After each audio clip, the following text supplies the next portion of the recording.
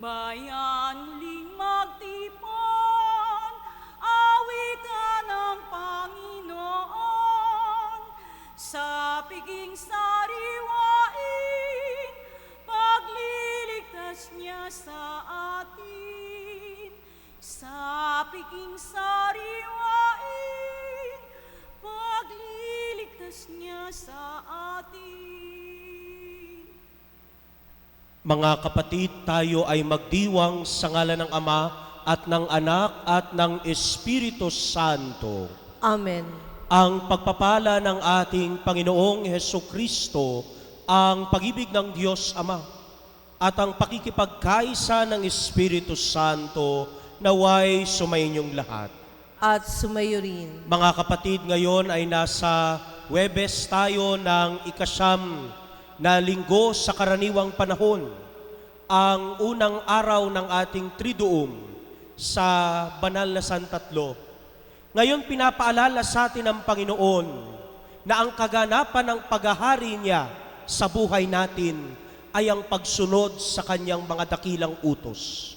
Kaya mga kapatid, sa maraming pagkakataon na tayo ay nagiging bulag, nagiging bingi at nagiging manhid sa pagsunod at paggawa ng mabuti sa ating kapwa, lalo na sa Diyos.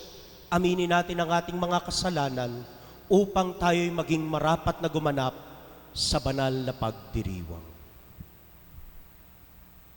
Sabay-sabay nating sabihin, inaamin ko sa makapangyarihang Diyos at sa inyo mga kapatid, na luba akong nagkasala sa isip, sa salita at sa gawa, at sa aking pagkukulang.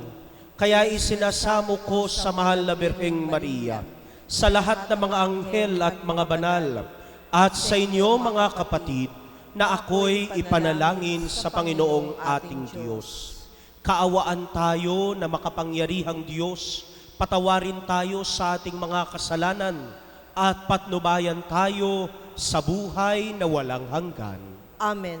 Panginoon, kaawaan mo kami. Panginoon, kaawaan mo kami. Kristo, kaawaan mo kami. Kristo, kaawaan mo kami. Panginoon, kaawaan mo kami. Panginoon, kaawaan mo kami. Manalangin tayo. Isama natin sa panalangin natin ang para sa kaluluwa ni Francisco Baldon Pindoy. Ama naming makapangyarihan, ang iyong paglingap ay di nagkukulang sa iyong pagsubaybay sa tanan. Iniluluhog naming iyong pawiin ang tanang makapipinsala sa amin, at iyon nawang panatilihin ang pakikinabang namin, walang maliw, sa pamamagitan ni Jesucristo kasama ng Espiritu Santo, magpa sa walang hanggan. Amen.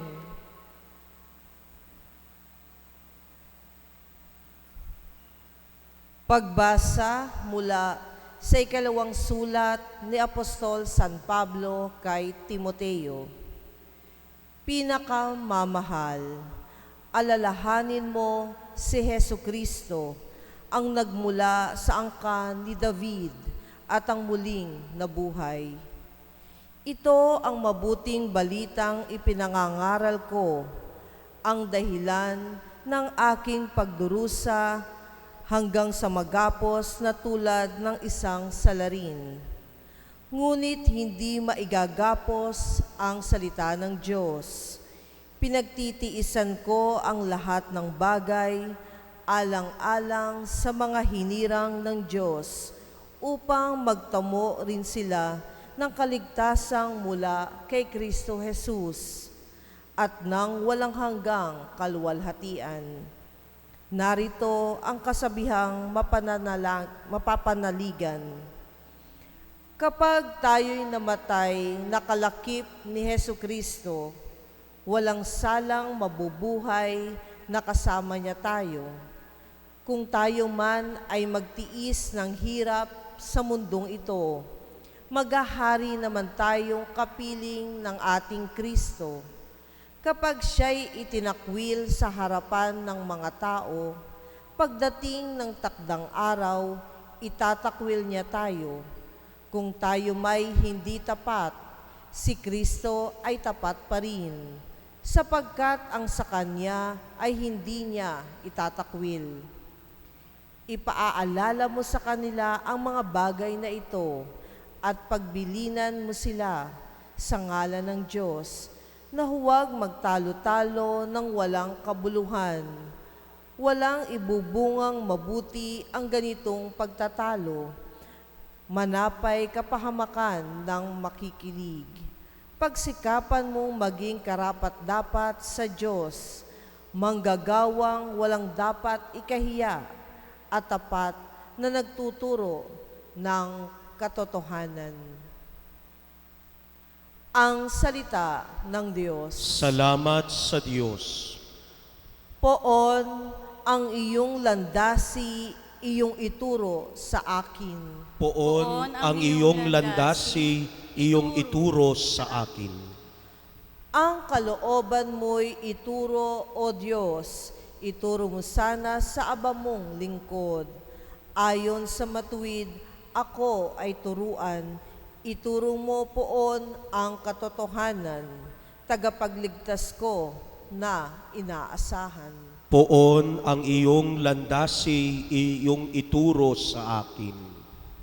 Mabuti ang poon at makatarungan, ang mga salari, guro at patnubay. Sa mababang loob siya yaong gabay at nagtuturo ng kanyang kalooban. Poon ang iyong landasi, iyong ituro sa akin. Tapat ang pag-ibig, siya'y umaakay sa tumatalima sa utos at tipan. Sa tumatalima, siya'y kaibigan at tagapagturo ng tipan niyang banal.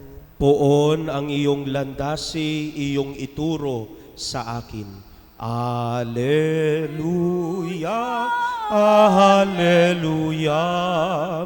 Wikain mo, poon nakikinig ako sa iyong mga salita.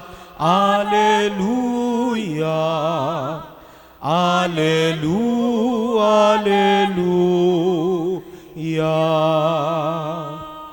Sumainyo ang Panginoon. At sumayo rin. Ang mabuting balita ng Panginoon ayon kay San Marcos. Papuri sa iyo, Panginoon. Noong panahong iyon, isa sa mga eskriba ay lumapit kay Jesus at nagtanong, alin pong utos ang pinakamahalaga? Sumagot si Jesus, ito ang pinakamahalagang utos. Pakinggan mo, Israel, ang Panginoon na ating Diyos. Siya lamang ang Panginoon. Ibigin mo ang Panginoon mong Diyos ng buong puso, ng buong kaluluwa, ng buong pag-iisip, at ng buong lakas. Ito naman ang pangalawa, ibigin mo ang iyong kapwa gaya ng iyong sarili. Wala nang ibang utos na hihigit pa sa mga ito. Tama, guro, wika ng eskriba. Totoo ang sinabi ninyo, iisa ang Diyos at wala nang iba liban sa Kanya. At ang umibig sa Kanya ng buong puso, buong pag-iisip at buong lakas, at ang umibig sa kapwa gaya ng kanyang sarili, ay higit na mahalaga kaysa sa nagdala ng lahat ng handog na susunugin at iba pang mga hain. Nakita ni Jesus na matalino ang kanyang sagot, kaya sinabi niya, malapit ka nang mapabilang sa mga pinagaharian ng Diyos, at wala nang nag-ahas na magtanong kay Jesus mula noon. Mga kapatid, itong mabuting balita ng Panginoon. Pinupuri ka namin, Panginoong Hesukristo.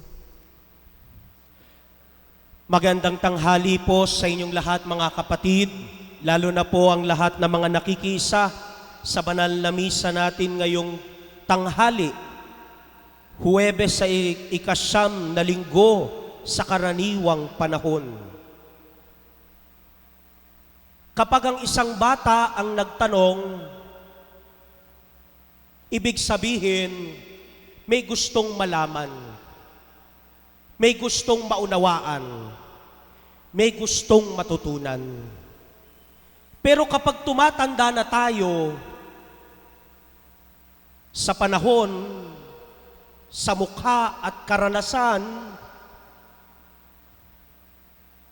ibang ang dahilan kaya tayo nagtatanong. Minsan, ito ang dahilan kasi gusto nating magpahiya. Nagtatanong tayo kasi gusto nating ipakitang tayo ang magaling. Nagtatanong tayo upang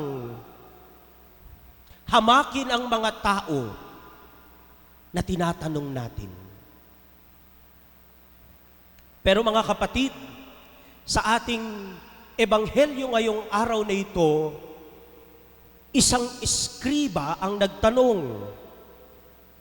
Pero hindi katulad ng mga kapwa niya eskribang nanghahamak, nagpapahiya at nagmamagaling. Bagkus nakita natin sa isang eskribang ito na siya'y nagtatanong sapagkat nais niyang unawain ang tinuturo ni Jesus. Sapagkat alam niyang totoo at wasto ang pagtuturo ng guro. Kaya nga mga kapatid, dalawa ang ipinakita ni Jesus at sinabi niyang kautusang dapat sundin. Una ay yung pagmamahal sa Diyos at pagmamahal sa kapwa, gaya ng iyong sarili. Kaya nga mga kapatid, hindi naman hiwalay yung dalawang kautusan. Hindi ito hiwalay sa isa't isa, kasi imposible tayong magmahal sa Diyos nang hindi natin kayang mahalin ang ating kapwa. Imposibleng sinasabi mong mahal mo ang Diyos, pero yung mga nakikita mong tao, yung kapwa na yung nakakasalamuha araw-araw ay hindi mo iniibig.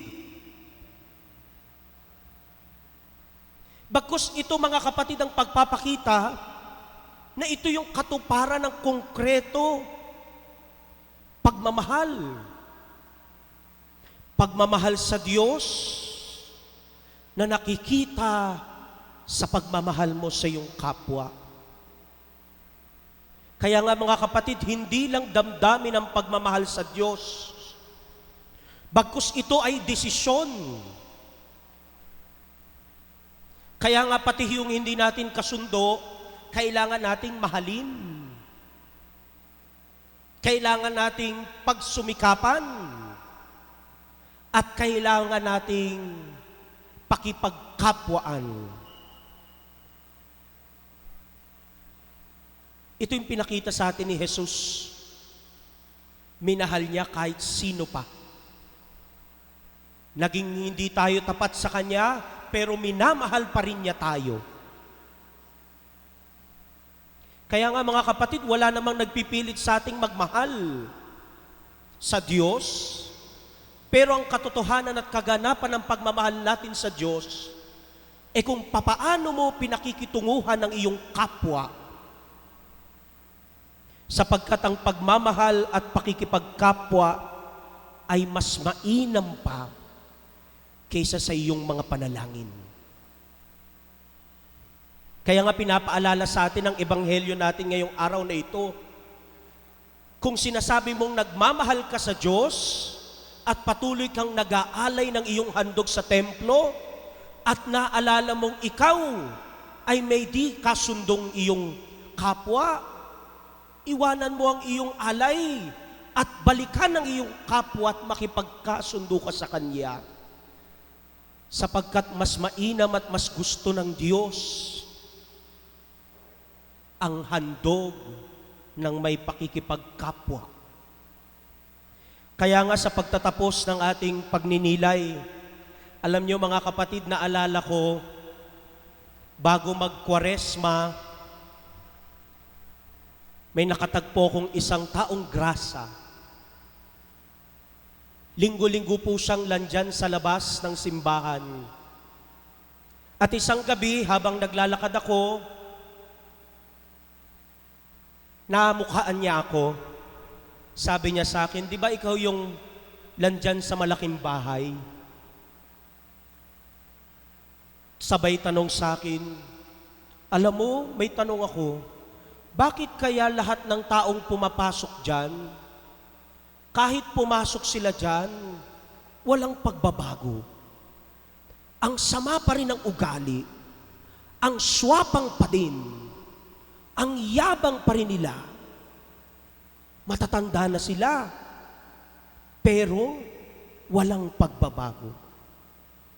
Mga kapatid, tayong nakikisa sa banal na misang ito, tayong tatanggap ng Eukaristiya. Ngayong inihahanda natin sarili natin sa kapistahan ng banal na Santatlo, tinatanong tayo ng Diyos, hindi sapat ang panalangin lang sa pagmamahal sa Diyos. Bagkus, mas mainam ang iyong panalangin kung nilalagyan mo ito ng paggawa at pakikipagkapwa. Kaya mananatili lang bang lutang ang iyong pagmamahal sa Diyos dahil may hinanakit ka sa iyong kapwa? Mananatili lang bang pakitang tao lang ang pagdarasal? At kapag ikaw ay uuwi na, balik na naman sa dati. Si Jesus ay nagtuturo sa atin ng katotohanan ng pagmamahal sa Diyos at sa kapwa. Kaya nga sinabi niya sa eskriba, malapit ka na sa kaharian ng Diyos. Malapit pa lang, pero hindi pa ganap. Marami tayong alam, marami tayong naranasan, pero nakapagpabago ba talaga ito sa buhay mo, sa sarili mo, at sa iyong gawain, sa iyong kapwa? Maraming beses na tayo nagdiriwang ng kapistahan ng banal sa tatlong persona, pero may nagbago ba? Nagkaroon ba ng lalim? Nagkaroon ba ng paghuhubog? Nagkaroon ba ng matinding pagpabago sa buhay mo? Ang dasal ko sa inyong lahat ngayong tanghaling ito, O Diyos, turuan mo kami upang matutunan ang pinakadakilang utos. Mahalin ka gaya ng pagmamahal namin sa aming kapwa. Amen.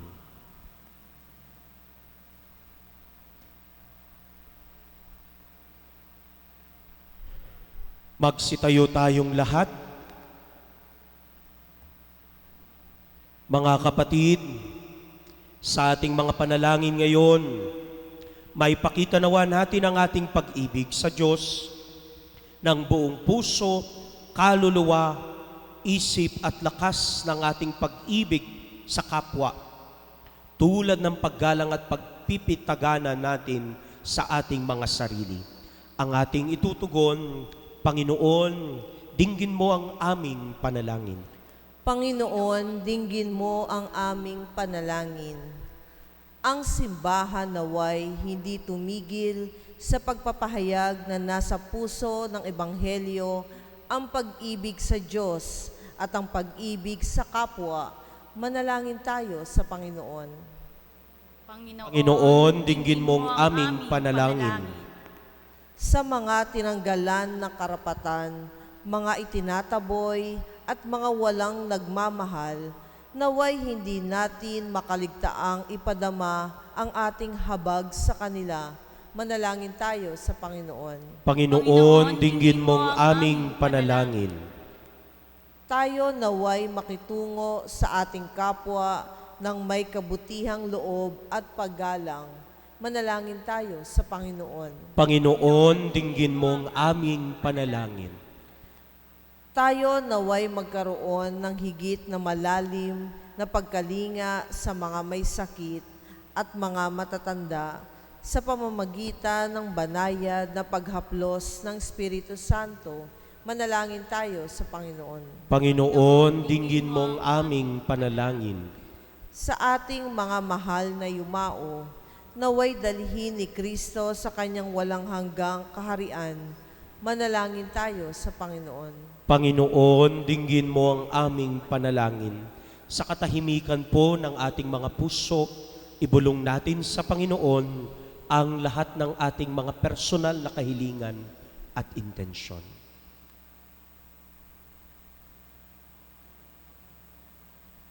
Itaas natin sa misang ito ang lahat ng nagdiriwang ng kanilang mga kaarawan ng anibersaryo ng kasal. Humihiling sa atin ng kagalingan, mga espesyal na intensyon, ang lahat ng mga kapatid nating yumauna, lalo na si Francisca Baldon Pindoy. Ipagdasal din natin sa espesyal na paraan ang Tertiary of the Holy Trinity. Manalangin tayo sa Panginoon.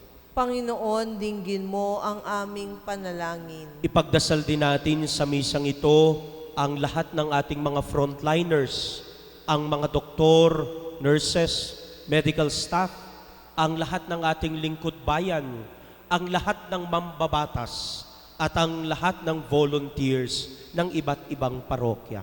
Manalangin tayo sa Panginoon. Panginoon, dinggin mo ang aming panalangin. Makalangit na Ama, maging karapat-dapat nawa kami sa iyong pagtawag. Bigyan mo kami ng biyaya na maisabuhay ang iyong batas ng pag-ibig sa salita at gawa.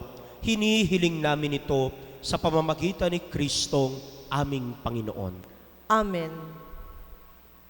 Ngunit natanggapin ang alay na ito, mga biyayang nagmula sa pagpapala mo, tanda ng bawat pusong pagkat inibig mo, ngayon nananalig, nagmamahal sa'yo.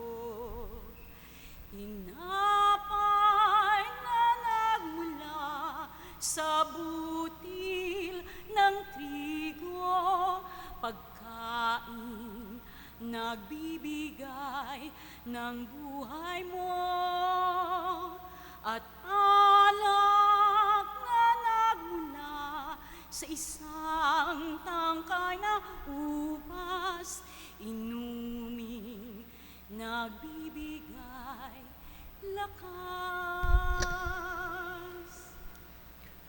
Manalangin kayo mga kapatid upang ang paghahain natin ay kalugdan ng Diyos Amang makapangyarihan. Tanggapin nawa ng Panginoon itong paghahain sa iyong mga kamay, sa kapurihan niya at karangalan, sa ating kapakinabangan at sa buong sambayanan niyang banal. Ama naming lumikha, sa iyong katapatan kami nagtitiwala. Ngayong ang mga alay ay aming inihahanda at inihahain dito sa banal mong dambana. Sa kagandahang loob mo sa amin dumadalisay, kami naway makaganap ng may malinis na kalooban sa paglilingkod namin sa banal na pagdiriwang sa pamamagitan ni Jesucristo, kasama ng Espiritu Santo, magpa sa walang hanggan. Amen. Sumainyo ang Panginoon. At sumayo rin, Itaas sa Diyos ang inyong puso at diwa. itinaas na namin sa Panginoon. Pasalamatan natin ang Panginoong ating Diyos. Marapat na siya ay pasalamatan. Ama naming makapangyarihan, tunay ngang marapat na ikaw ay aming pasalamatan. Sa iyong paglingap at kagandahang loob, ang tao'y nilikha mo't pinangasiwaan sa sansinukob. Sa hangad mong siya'y iwastong lubos, siya'y pinagdusa mo sa kanyang pagtalikod. Sa iyong paggiliw, iyong ipinahintulot na makabalik siya sa pamamagitan ni Kristo Jesus.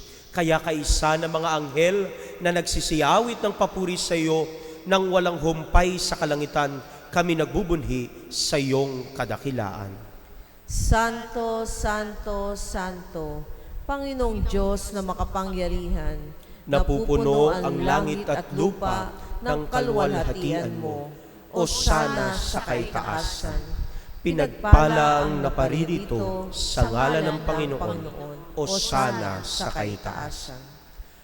Ama naming banal, ikaw ang bukal ng tanang kabanalan, kaya't sa pamamagitan ng iyong Espiritu, gawin mong banal ang mga kaloob na ito upang para sa amin maging katawan at dugo ng aming Panginoong Hesukristo. Bago niya pinagtiis ang kusang loob na maging handog, hinawakan niyang tinapay, pinasalamatan kanya.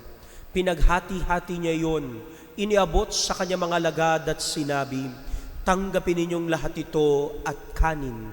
Ito ang aking katawan na ihahandog sa inyo.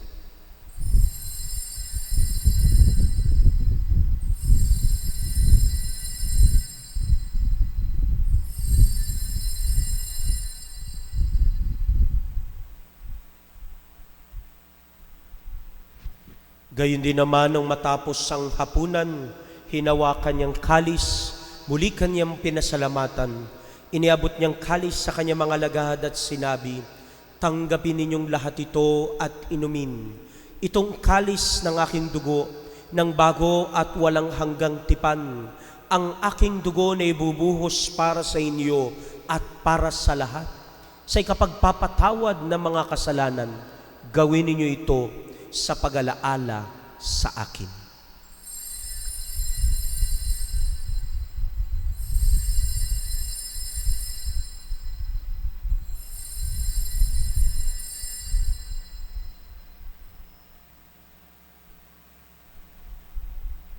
Ipagbunhi natin ang misteryo ng pananampalataya. Si Kristo'y namatay, si Kristo'y nabuhay, si Kristo'y babalik sa wakas ng panahon. Ama, ginagawa namin ngayon ang pag-alaala sa pagkamatay at muling pagkabuhay ng iyong anak. Kaya't iniaalay namin sa iyo ang tinapay na nagbibigay buhay at ang kalis na nagkakaloob ng kaligtasan. Kami nagpapasalamat dahil kami iyong minarapat na tumayo sa harap mo para maglingkod sa iyo. Isinasamo namin kaming magsasalo-salo sa katawan at dugo ni Kristo'y mabuklod sa pagkakaisa sa pamamagitan ng Espiritu Santo. Ama, lingapin mo ang iyong simbahang laganap sa buong daigdig. Puspusin mo kami sa pag-ibig kay San Francisco na aming Papa at ni Roberto na aming Obispo at ng Tanang Kaparian. Alalahanin mo rin ang mga kapatid naming nahimlay nang may pag-asang sila'y muling mabubuhay. Gayon din ang lahat ng mga pumanaw. Kaawaan mo sila at patuloyin sa iyong kaliwanagan. Kaawaan mo at pagindapatin kaming lahat na makasalo sa iyong buhay na walang wakas. Kaisa ng mahal na Birheng Maria na ina ng Diyos. Kaisa ng mga apostol at ng lahat ng mga banal, kasama si San Vicente de Paul, na namuhay dito sa daigdig ng kalugod-lugod sa iyo. Maipagdiwang nawa namin ang pagpupuri sa ikararangal mo sa pamamagitan ng iyong anak na aming Panginoong Hesukristo. Sa pamamagitan ni Kristo, kasama niya at sa Kanya, ang lahat ng parangal at papuri ay sa iyo, Diyos amang makapangyarihan, kasama ng Espiritu Santo, magpa sa walang hanggan. Amen. Bilang isang bayan ng Diyos, ating dasalin ang panalangin itinuro sa atin ng ating Panginoong Hesukristo. Ama namin, sumasalangit ka, sambahin ang ngalan mo. Mapasa amin ang kaharian mo, sundin ang loob mo. Dito sa lupa para na sa langit, bigyan mo kami ngayon ng aming kakanin sa araw-araw, at patawarin mo ang aming mga sala para ng pagpapatawad namin sa nagkakasala sa amin. At huwag mo kaming ipahintulot sa tukso, at yadya mo kami sa lahat ng masama. Hinihiling namin kami adya sa lahat ng masama, pagkalooban ng kapayapaan araw-araw, iligtas sa kasalanan at ilayo sa lahat ng kapamakan, samantalang aming pinananabikan ang dakilang araw ng pagpapahayag ng tagapagligtas naming si Hesu Kristo. Sapagkat iyo ang kaharian at ang kapangyarihan at ang kapurihan, magpakailanman. Amen. Panginoong Hesu Kristo, sinabi mo sa mga apostol, kapayapaan ang iniiwan ko sa inyo, ang aking kapayapaan ang ibinibigay ko sa inyo. Tunghayan mong aming pananampalataya at huwag ang aming pagkakasala. Pagkalooban mo kami ng kapayapaan at pagkakaisa ayon sa iyong kalooban, kasama ng Espiritu Santo, magpa sa walang hanggan. Amen. Ang kapayapaan ng Panginoon ay laging sumainyo. At sumayo rin. Magbigayan po kayo ng kapayapaan sa isa't isa.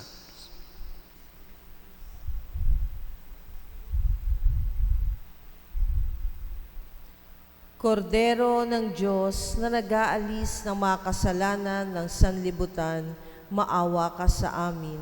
Kordero ng Diyos na nag-aalis ng mga kasalanan ng sanlibutan, maawa ka sa amin. Kordero ng Diyos na nag-aalis ng mga kasalanan ng sanlibutan, ipagkaloob mo sa amin ang kapayapaan. Mga kapatid, ito ang kordero ng Diyos. Ito si Jesus na nagpapaalala sa ating ang kaganapan ng pagmamahal sa Diyos ay pakikipagkapwa. Mapalad tayong inanyayahan sa Kanyang piging. Panginoon, hindi ako karapat-dapat na magpatuloy sa iyo, ngunit sa isang salita mo lamang ay gagaling na ako.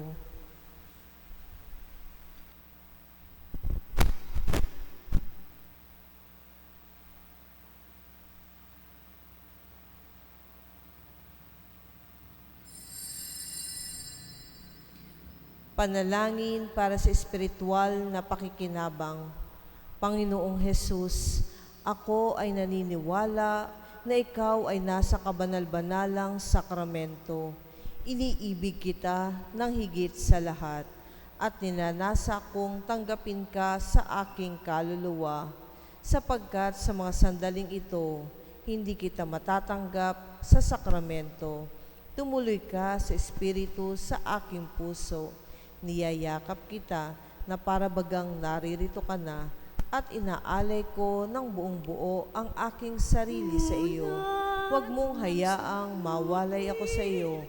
Amen. Namustasa ang iyong pananalikay, yumayabong at ang tawag ng Diyos ay tinutugon. Tulad mo isang ibon, dadako para doon. Ikaw, Jesus, ang tinapay ng buhay, binasbasan, hinat.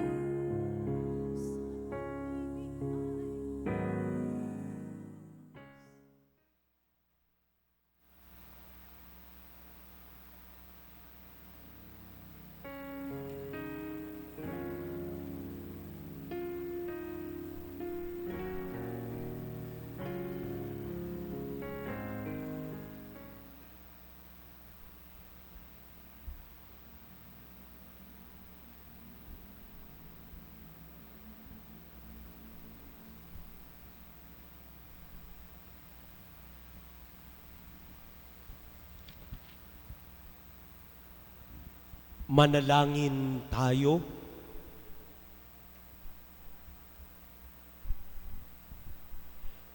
Ama naming mapagmahal, pagharian mo sa iyong Espiritu, kaming pinapakinabang mo sa katawan at dugo ni Kristo, upang di lamang sa pagsasalita, kundi rin naman sa pagsasagawa, ikaw ay aming maipagdangal at maging marapat kaming makapasok sa kaharian mo sa kalangitan, sa pamamagitan ni Jesucristo, kasama ng Espiritu Santo, magpasawalang hanggan. Amen. Ngayon po ay ating dadasalin ang Oratio Imperata against COVID-19. Makapangyarihan at mapagmahal na Ama, nagsusumamo kami sa iyo upang hilingin ang iyong patnubay laban sa COVID-19 na nagpapahirap sa marami at kumikitil na ng mga buhay. Gabayan mo ang mga dalubhasang na atasan na tumuklas na mga lunas at paraan upang ihinto ang paglaganap nito. Patnubayan mo ang mga lumilingap sa may sakit upang ang kanilang pagkalinga ay malaki pa ng husay at malasakit. Itinataas namin ang mga nagdurusa, makamtanawa nila ang mabuting kalusugan. Lingapin mo rin ang mga kumakalinga sa kanila. Pagkamtin mo ng kapayapaang walang hanggan ang mga pumanaw na. Pagkalooban mo kami ng biyaya na magtutulong-tulong tungo sa ikabubuti ng lahat. Pukawin mo sa amin ang pagmamalasakit sa mga nangangailangan. Hinihiling namin ito sa pamamagitan ni Jesucristo na nabubuhay at naghaharing kasama mo at ng Espiritu Santo, iisang Diyos, magpasawalang hanggan. Amen. Dumudulog kami sa iyong patnubay, mahal na Ina ng Diyos. Pakinggan mo ang aming mga kahilingan sa aming pangangailangan at ipag-adya mo kami sa lahat ng kasamaan, maluwalhati at pinagpalang Birhen. Amen. Amen. Mahal na Birhen, mapagpagaling sa may sakit. Ipanalangin mo kami. San Rafael Arcangel, Ipanalangin mo kami. San Roque, Ipanalangin mo kami. San Lorenzo Ruiz, Ipanalangin mo kami. San Pedro Calungsod. Ipanalangin mo kami. Magsiyo po muna ang lahat. Ilan pong mga paalala. Una po ay ang misa po natin mamayang gabi ay anticipated mass na po. At ito po ay magiging live lang po sa YouTube. Kaya po sa lahat ng mga magsisimba mamaya sa ating Facebook Live, kapag hinanap nyo po, hindi nyo mahanap, ibibigay lang po ang link ng anticipated mass. Ang lahat po ng misa mula Wednesday, Miyerkules hanggang Sabado ay ng alas 6 ng gabi ay anticipated mass na naka-live po sa YouTube. Pero ang ating ordinary mass lang po ay 12 ng tanghali. Kaya po, nakikiusap po kami lalo na po sa mga hindi allowed ng IATF na guideline, yung mga 20 below at 59 above. Kung kayo po ay may mga edad na ganon, mangyari lamang po na sumunod po muna tayo sa panukala na hindi paglabas at pagsisimba. Pwede po naman ninyong masundan ng mga banal na misa sa pamamagitan ng ating Facebook Live. Pangalawa po mga kapatid, hinihiling ko po na patuloy po tayong makiisa sa Triduum. Ngayon ang unang araw ng Triduum ng banal ng dakilang kapistahan ng Santatlo o Holy Trinity na ipagdiriwang natin sa linggo. Bukas po ang ikalawang araw. Hiling ko lang po lalo na po sa mga miyembro ng Tertiary of the Holy Trinity na mga nakikisa sa banal na misa sa pamamagitan ng Facebook Live, bago po tayo magmisa, ay i-share po ninyo at i-watch party para po sa lahat ng mga miyembro din ng ng Tertiary na hindi nakakasimba makapanood at makasabay din sa misa. Ang novena po natin ay bago po ang misa. 10 minuto bago ang banal na misa. Kaya po sa lahat po ng mga miyembro po ng tertiary, mag-antabay lang po tayo 10 minutes before 12 o'clock, magsisimula po ang novena at susundan po ng banal na misa. Kaya po nagpapasalamat din po tayo sa mga miyembro ng Tertiary of the Holy Trinity na nandito para pamunuan tayo sa novena. Pangatlo po ay bukas na rin po, patuloy na po na bukas ang ating opisina ng parokya. Araw-araw alas 8 hanggang alas 12 ng tanghali at alas 2 hanggang alas 6 ng gabi para tumanggap po ng inyong mga requests, pati rin po ang mga pamisa, mga love offerings at ng inyong mga balikhandog contribution. At panghuli po mga kapatid, huwag niyong kakalimutang i-like, i-share at itag ang inyong mga kaibigan sa ating Facebook page, Good Shepherd Cathedral, Fairview. Maraming salamat po. Magsitayo ang lahat. Sumainyo ang Panginoon. At sumayo rin. Iyuko ninyo ang inyong mga ulo sa paggawad ng pagbabasbas. Patnubayan nawa kayo ng Diyos ang iyong paglakad sa daang hahantong sa Kanya upang inyong taluntunin ang landas ng pag-ibig at kapayapaan walang hanggan. Amen. Amen.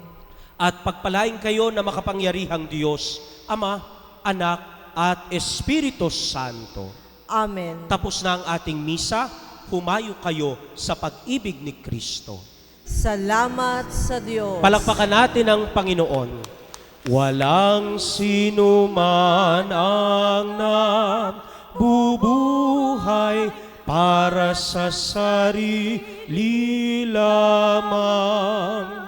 Walang sino man ang namamatay para sa sarili lamang. Tayong lahat ay may pananagutan sa isa't isa. Tayong lahat ay tinipon ng Diyos na kapiling niya.